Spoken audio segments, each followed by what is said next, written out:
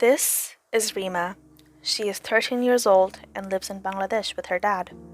Money was tight, but it wasn't that bad. They were okay. Things changed, though. Her dad became sick, and she knew that if she wanted food on the table, she needed to get a job, and fast. Like thousands of other children, Rima was now a worker at a garments factory, a place where clothing is manufactured. She works 6 days a week, from dawn to dusk, and makes the equivalent of 76 Canadian dollars per month. Rima's dad becomes sicker and sicker, and hospital visits aren't exactly cheap. She doesn't know what to do, but she keeps working her hardest in hopes that things will get better. This is Audrey. She is 13 years old and lives in Toronto with her parents and little brother. They are a middle-class family, so they're pretty well off, but Audrey still wishes she didn't have to share her room. She loves shopping with her friends and always prioritizes keeping on top of trends. As a result, she has quite a bit of clothes that she doesn't get to wear anymore. Audrey throws them out when her closet gets too stuffy, and they were cheap, so it's not even like it was a big deal.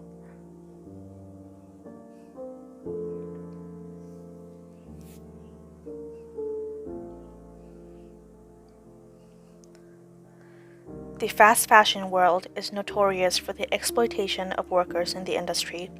Many of the world's leading apparel brands, such as H&M and Nike, are well known to be underpaying their workers while using natural resources in a way that harms the environment.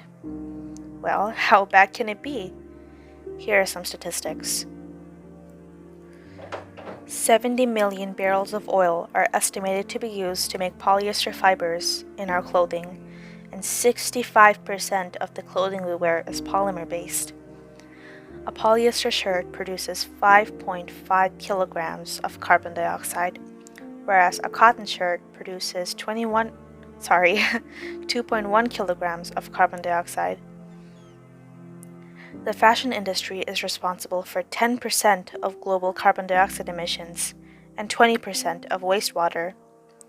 Around 40% of clothing bought in some countries are never used. In the US alone, half of an average person's wardrobe never sees the light of day. This can't be as bad as it sounds, right? You're absolutely correct. It's worse. But don't worry, it's easier than you think to combat fast fashion. If the facts weren't self-explanatory, carbon dioxide emissions are a huge problem we're facing during current times. Climate change is already upon us, and it's going to get a lot worse if we don't switch to sustainability. By wearing a piece of clothing longer, it is possible to diminish its environmental impacts by 20 to 30%.